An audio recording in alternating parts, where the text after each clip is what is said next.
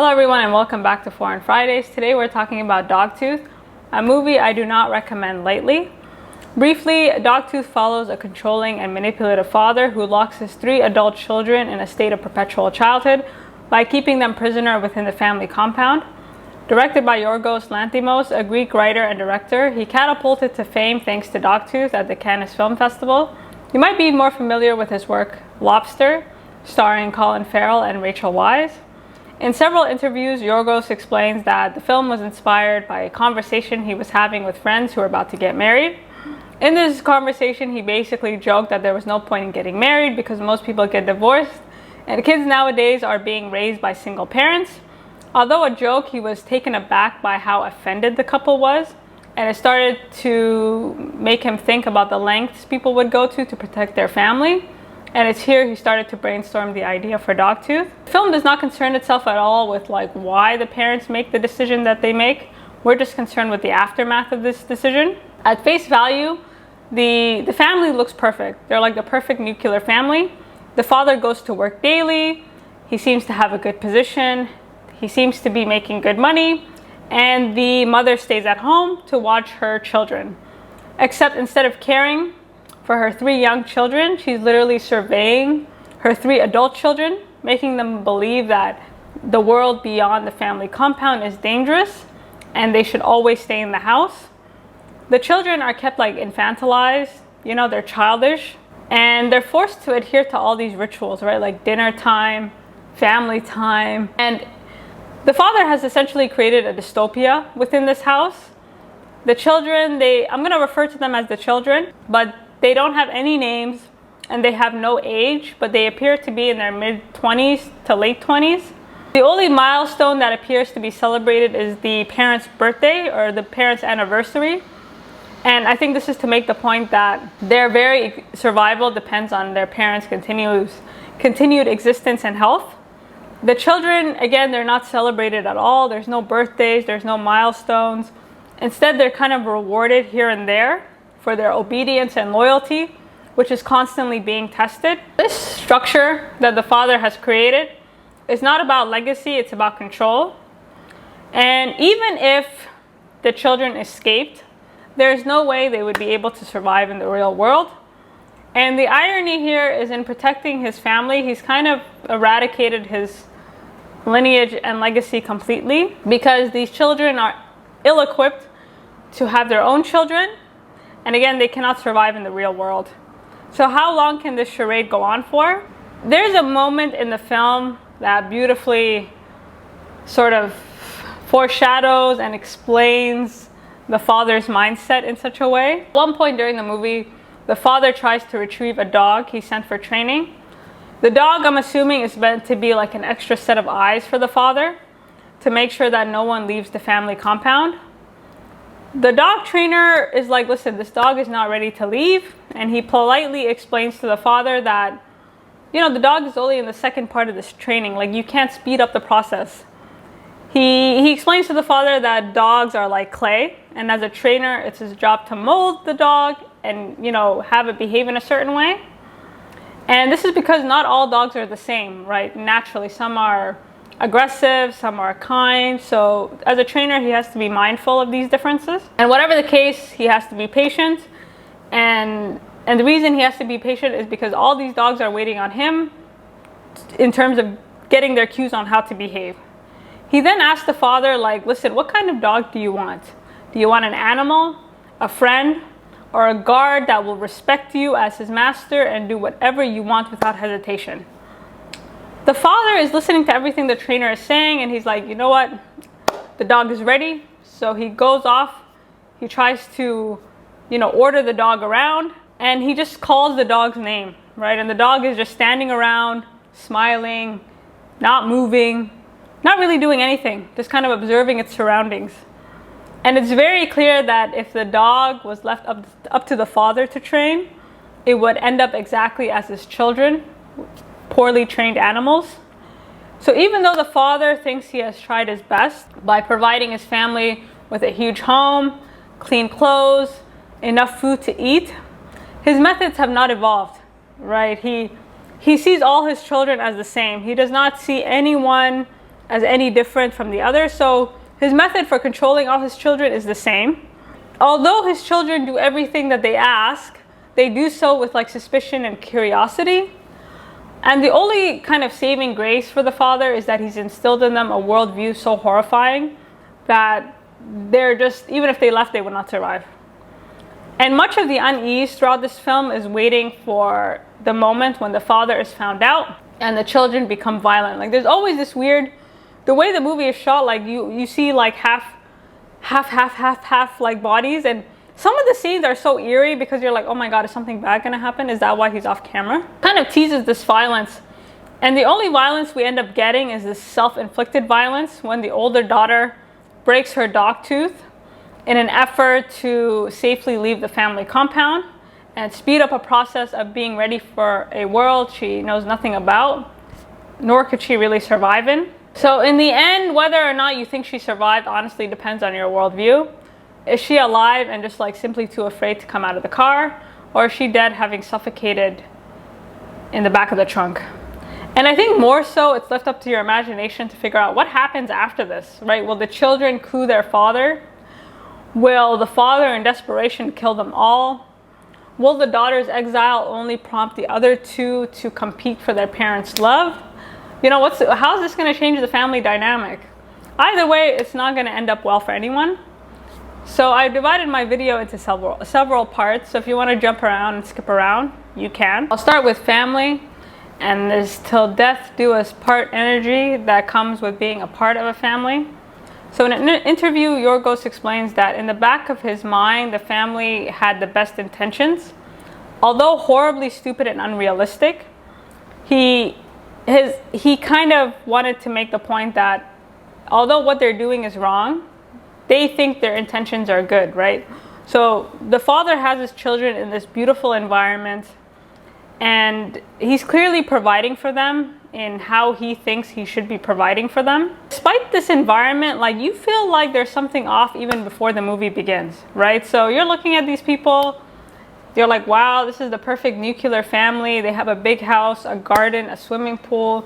The house is pristine, it's clean.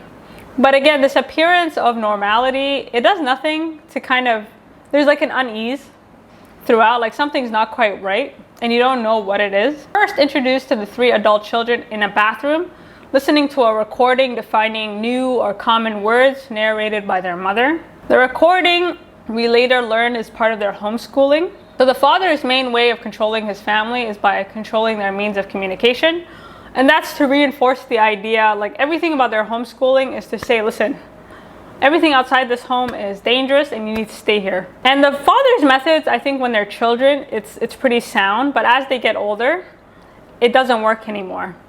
And to explain why, I'm going to use Lacan's framework of the human psyche to, give you an idea of how he manipulates language and why that's both effective and ineffective. So there have been many videos, essays, books, like y'all can search that up. Like I'm just going to touch on it, and then you guys can go off and find the works. But there have been thesis papers made on, like there's been a lot of work in terms of Lacan and Dogtooth. Even before the eldest daughter escapes, there are many signs that these children, they don't 100% trust their parents, right? In one scene, we don't really know what she's doing, but she has her ear to the door and she's overhearing what her mother's talking about, and they're kind of gossiping, like they don't know if the mom's talking about them, they don't know who she's talking to, but they know there's something up in that room. In another scene, the son asks the mother, like, listen, what does zombies mean? And he lies to her and he doesn't tell her where he heard the term from. So as I mentioned in the beginning, a part of their homeschooling is to introduce new words. And from a Lacanian perspective, it's like the confusion of signifiers and the inefficiency of like some signifiers, which sort of begin the process like subconsciously in these children to alert them like something's not quite right. The children know something is wrong, but they don't know why it's wrong. And one of the ways the father confuses and subverts signifiers is by picking out words that could spark imagination and curiosity in the children in terms of what lies outside the house and he kind of domesticates them in such a way, right? Like the kids have no imagination. They can't dream. They can't even think of a name for their game. Like they don't think outside of what their parents tell them. The words he picks are very, very, very specific, right? So words like sea, motorway, excursion, like they're domesticated. And the confusion of signifiers ensures that the father is able to like maintain tight control over the family and also maintain control over their perception of things, right? Like it controls, like he can control what the children see as good and what the children see as bad. I'm gonna briefly explain Lacan's triad. I'm not gonna go into it. Some of y'all, you can like further explain, but I'm just gonna try to keep it as tight as possible. For Lacan, our sense of self is formed through language. And so the father controls their sense of self from ever developing by controlling not only their exposure to language, but their ability to communicate effectively in the language. So according to Lacan, there's 3 stages. There's the real, the imaginary, and the symbolic. So the real is the stage when you're like a baby. There's a wholeness to everything. Nothing has been labeled or corrupted by language. Then we move into the imaginary, which is the mirror stage. And this is the stage where the child for the first time kind of recognizes their reflection, and that sense of oneness goes away. And that sense of oneness goes away because it's essentially castrated by language. So for Lacan, language is the worst. It's a very ineffective way for us to, articulate our experiences or our emotions. And once language is introduced, we essentially move into the symbolic, which is our acceptance of the laws of society, right? It's our acceptance, like, okay, language, we gotta use language to communicate. Our acceptance is like in the name of the Father. So basically these laws, our ability to accept these laws directly correlate with our ability to get what we want in terms of our wants, our desires, in terms of being properly integrated into society. And so language is the thing that links us all together. We have agreed upon signifiers, like it's our ability to kind of move through the world and survive. In this case, the father, there's no society here. Like he's created the society in the house. And so the children must accept his rules to successfully live in the society that he's created. And, he's able to control their wants and needs, right? So if the children want to be successful in this world that he's created, they have to accept his laws. And if they accept, then all their needs and wants are essentially taken care of. This kind of manipulation of language, right? He purposely chooses words. He strips them of all common meaning. Through that, he's able to mold these children as he sees fit. And the way he sees them is, the way he wants them to see the world is, he as the father is their savior. This is like your society, this house, and there's nothing for you out there.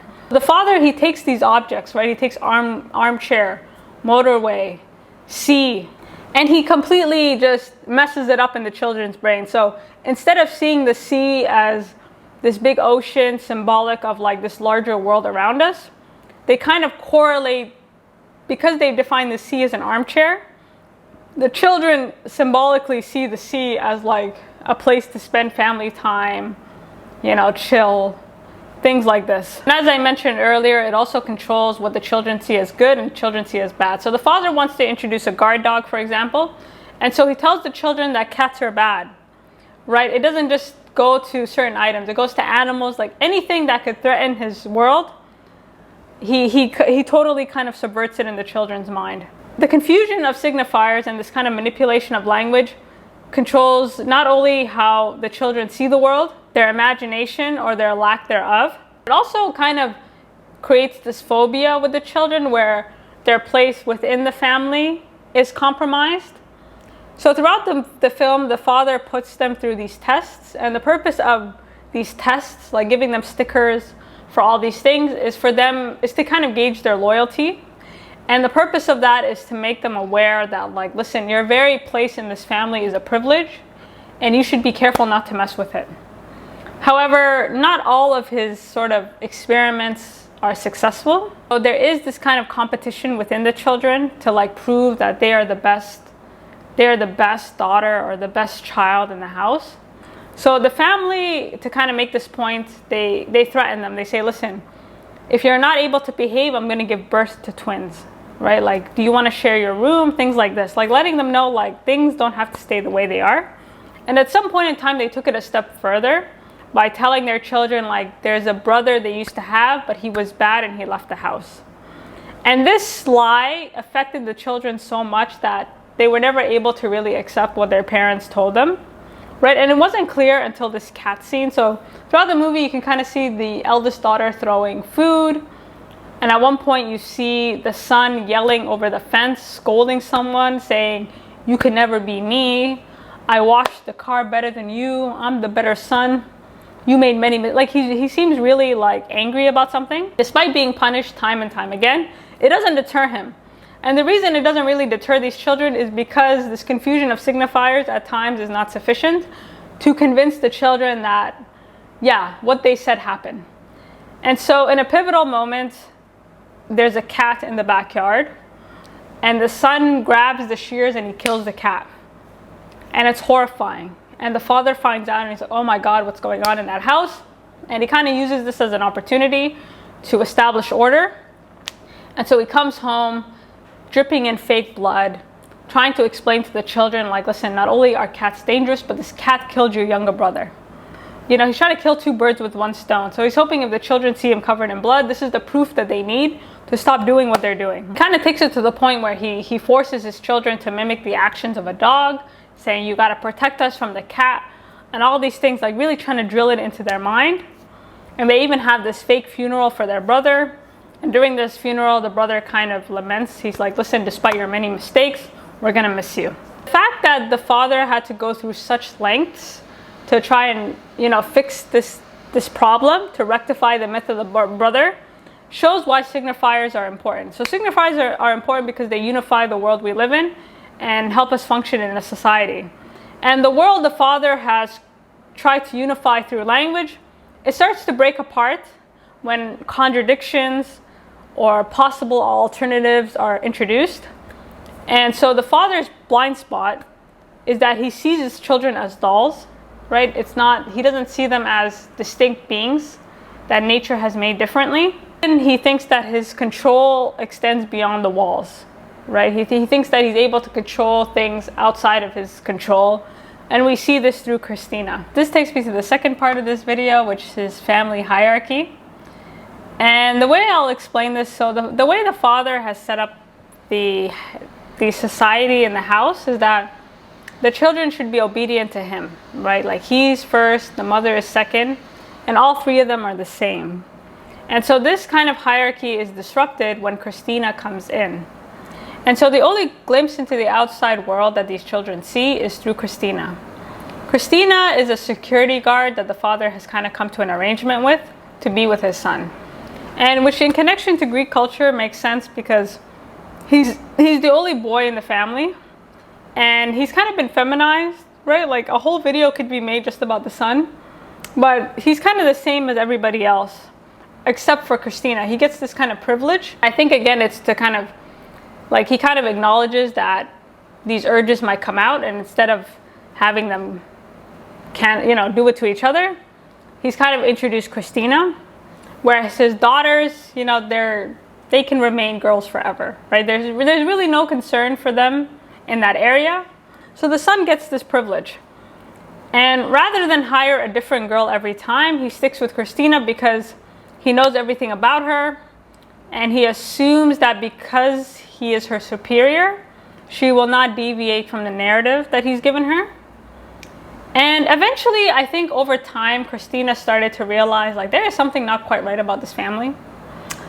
And so she tries to change it up, right? She starts to kind of look for power herself. And in one of the scenes, like up until this point, they've just kind of done it, and Christina leaves.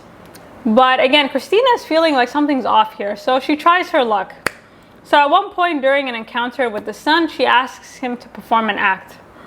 And for whatever reason, he absolutely does not want to do it. He's like, no, I want to do whatever it is we were doing before. And I think instinctively he understood that she was trying to place herself above him. Like there was something he didn't like, and he's like, why am I being used for your satisfaction? Because at this point they're the same, and you know, being there, he was like, something doesn't sit right with me. You can see, like, as the film goes on, like, his sense of, like, glimpses into his masculinity are showing up. So at some point, Christina describes a dream she had about zombies. And, you know, he lies and he says he knows what a zombie is, right? He's not willing to accept his faults. And up until this point, he's like kind of Christina lead the way. But he drew the line in the sand on that one. Christina, I think, was a bit shocked, right? I think she interpreted these kids to be like mentally slow or something. But that was simply not the case. And so now she starts to color outside the father's lines, right? And she tries to manipulate one of the other girls into doing it. So in her kind of search for power, she introduces the art of negotiation with these kids. And this idea of like, okay, I'll do this for you if you do this for me, I think is like the beginning of this family's unraveling. And so the first time Christina approaches the eldest daughter, she does it. And for some reason, something didn't really sit right with her. So the eldest daughter takes this conversation she had with Christina, and she takes it to her younger sister and says, hey, if you lick me, I'll give you this headband. And as she's speaking to her sister, I think the eldest daughter realized, like, damn, like, that was frivolous. I can't believe I accepted that. So the second time she saw Christina, she was more aggressive, right? She realizes that she was being played in some way. And she's not content with whatever Christina offers her, right? Like, Christina gravely underestimates these children. And in a very bold move, like, the daughter takes her bag, she starts to open it, and she takes out these VHS tapes, and she's like, this is what I want. And at first, Christina says no. And she's like, listen, not only that, she said, if you don't give me these tapes, I'm going to tell my dad what you're doing. You know what's wrong. I know what's wrong. You're using me. I'm using you. Let's get over it. And this is a massive, like, insight into these children, because again, because they don't have the language doesn't mean they're still animals. Like, humans are animals. And whether or not we know why something is wrong, we can still feel that it's wrong. And so she knew this girl was playing her, so she played her right back. And you could see when Christina sat in the chair, and that scene was gross as hell. She was like, she had no control at that point, right? She was agreeing to it in hopes of preventing the dad from ever finding out what she did. And so she performs the act, she takes the tapes, and that night she watches 2 movies. These movies totally mind alter her. Like, it's like shock doctrine, right? It's like someone took, you know, just electricity to her mind. And these movies are life altering because suddenly she's kind of flooded with a number of images, with signifiers and language and terms that she can't really connect or that she doesn't really recognize. And so she's kind of wondering, right? Like, her response isn't to be afraid of what she saw, it's to try and figure out what she saw. And these tapes pretty much trigger her transformation. And this kind of wholeness, you know, up until this point, it's almost like he's kept his children in the state of the real, right? Like, at this point, the eldest daughter didn't really think of herself as anybody outside the family. Like, she just thought of herself as part of the family. And then once she saw these movies, she's like, oh my God, there's a bigger war. There's something else I don't know about. Like, I am part of something bigger. Like, something instinctively kicks in. She doesn't know what it is, but she knows there's something bigger out there. And she does attempt, like, she presents the tapes to her father, hopes that he'll maybe explain it, I think. And the father, just being juvenile, just beats her with it. And he doesn't, that's his response, right? He beats her and he thinks that's going to be enough to end her curiosity. Her default will be to just fall back in line, but what she saw suggests that he can't explain it. And if he can't explain it, what does that mean? The problem here, like, at this point, like, these tapes are the turning point. This is the point where the father, you know, he can no longer rely on language to control his children, right? Like, he kind of beats her because he doesn't know what else to do, right? And then he goes over to Christina's house and he beats her. And it's like, sir, that is not enough to control people. And so the father, he totally fails to restore order in the house. So the daughter tries to restore that order all by herself. She gives herself a name. And she starts to kind of form this identity outside of being just part of this whole. And I think it's really interesting that she wasn't afraid of what she saw, right? Instead, she kind of was like, oh my God, I've been lied to. I need to get out of here. And the thing with family is that the purpose of your family is to prepare you for the outside world, right? Our natural instinct isn't to stay with our parents. As soon as we get our wants met, we try and figure out our needs somewhere else. So this process that usually happens naturally, or supposed to happen naturally, you know, the eldest daughter is forcing it. She's like, I gotta go, I gotta get out of here. Like, there is that kind of like, I'm not supposed to be here energy to her. And so she's undergoing this very intense transformation. And at the same time, the father is in panic, right? He's like, oh my God, we can never open up these doors to anybody again. And he's like, okay, we're gonna have to assign one of the daughters the task of pleasing the son, and we'll let the son decide. And giving the son the option, again, it gives him some authority over the other two girls. Like, there is a hierarchy there. But this couldn't have come at the worst possible time, right? And I think the father thinks that if I just maintain the appearance of normalcy, everything will be fine. Unfortunately for the father and the eldest daughter, he picks her, right? So she's already going through this shock. She's seen this movie. She doesn't know what to make of herself. And now she's about to have her first time with her brother. And this is horrifying, right? She's being groomed. She's plastered with makeup to seem as attractive as possible. And you cannot control the psychological damage here, right? Like, this is something that he miscalculates. And the amount of damage, like, you could see it on her face that first time, right? And it was interesting watching the son go from like being controlled to being the controller, right? Like, he's the one leading the way. He's the one kind of like dictating everything, whereas before it was Christina. So they're lying there on their back, and the eldest daughter looks at the son and she repeats a line from one of the movies she watched, and that was her way of articulating, I hated this experience from beginning to end. I don't have the language to articulate this right now, but I'm gonna kill you if you do that again. This whole like sequence of events, it kind of triggers her unraveling, right? Like, suddenly spaces that were forbidden are accessible. Like, some type of mental block went away. You know, she goes into her parents' room, she finds the phone. She doesn't know what the phone is, but she figures from the movie she watched that it's some sort of like communication device. And she's frustrated. She's frustrated because she doesn't know what it is or how to use it. And things get even worse during this like parents' anniversary. And I think it's really interesting watching her rapid transformation, because up until this point, the children are all the same. Like, there's no emotion behind any of it. Like, they kind of go through the motions. They do exactly as the father, they do what they think their father wants to see. And during their parents' anniversary, like, they have balloons and everything, again, to signify like, we're here and our continued existence is important for your continued existence. They do this dance. The eldest daughter like loses it, right? She starts dancing erratically. She starts doing all this stuff, and there's so much emotion fueled in that dance because she's trying to figure out who she is, right? She's no longer just like this body doing things. Like, there's this kind of understanding that like, whoa, like what? Like, she's experimenting, and everybody's looking at her like, are you okay? And I think it's like this frustration that just comes out, you know, wanting to verify, this unease, this kind of like, okay, this phobia of, I don't know what's out there, but I have to find out. So this transition from this like erratic dancing scene to her breaking her dog tooth was like brilliant for a lot of reasons. She goes to the bathroom, takes a dumbbell, and she breaks her dog tooth. And she's standing there like smiling, there's blood everywhere, and she's just so happy, right? She's about to be free. And I was reading that adult dog teeth don't generally fall out unless there's disease or trauma, right? And I thought it was an appropriate metaphor because the eldest daughter did go through trauma. The trauma of knowing that she's been lied to her whole entire life. And if you recall, like at the start of the film, we're introduced to the daughter with her back against the mirror. And she's kind of staring at her reflection as if it were a stranger.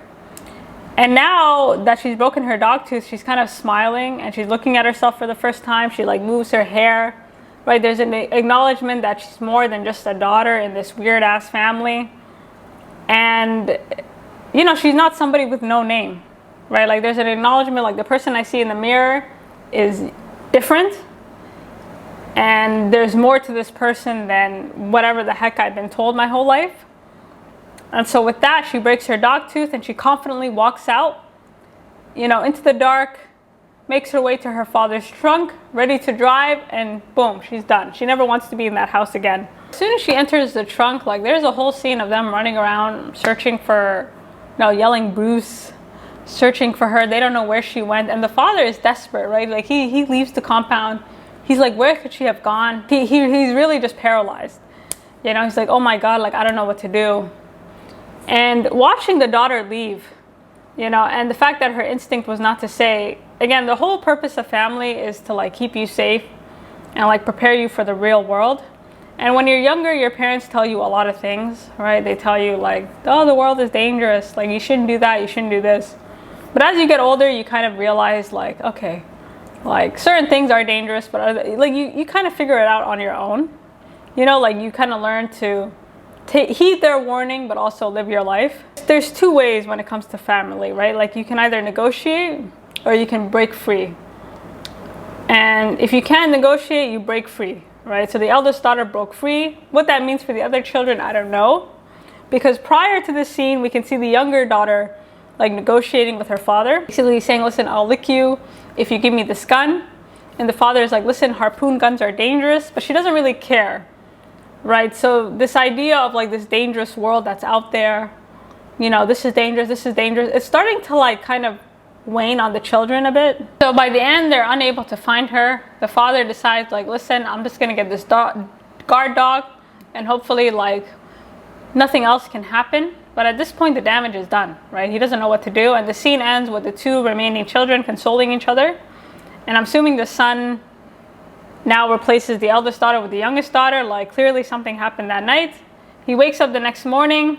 He goes to work, hoping that he can undo the damage that has been caused by his daughter's escape.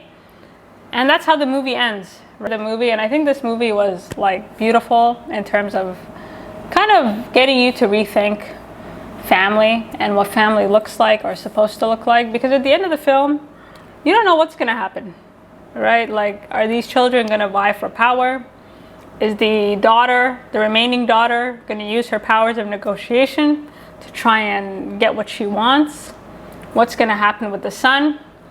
And unlike the myth of the brother, they lost a sister, right? Like they lost a real person who was behind these walls. And coming home covered in blood isn't going to be enough of a signifier for these children to, you know, stop thinking about their sister, right? They're going to want to know what's behind these walls one way or another. You know, throughout the movie, especially when you think about the concept of family, like appearances are everything, right? Like there is a part of being a family is looking like you are a family. And the question is, what is the line between, you know, like a healthy family dynamic, and then at what point does it become unhealthy, right? So the father has a very specific way he wants his family to look. Whether or not it's healthy, whether or not it's, you know, against he doesn't really care. This is how he thinks a family should be, and this is how it's going to be till death do them part. The children are kind of like a blank canvas, you know. He's able to project all his fantasies onto them.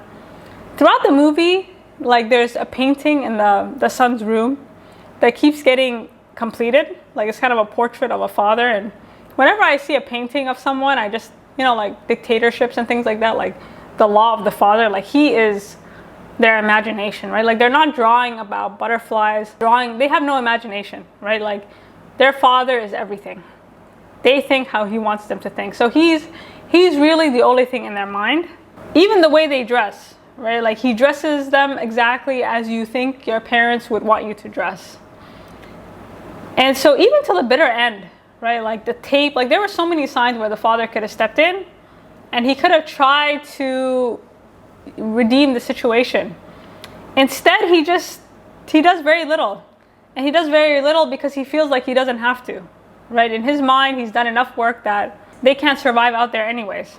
And I had to think about this, but I think the reason he doesn't do anything to rectify the situation is because he doesn't really care about their well-being. He only cares about his own. And I don't think he cares that his children die. They just can't live without him. You know, like in his mind, he's providing everything. Why should they go off on their own? You know, like either you live with me or you don't live at all. Like there is that kind of air by the end of it. You know, the idea of the dog tooth is super interesting because the eldest daughter felt like the dog tooth was ready to come out, even though her tooth was not. Like this is a myth created by the family. And the reason she started to think her dog tooth was loose is because she was ready to leave the home.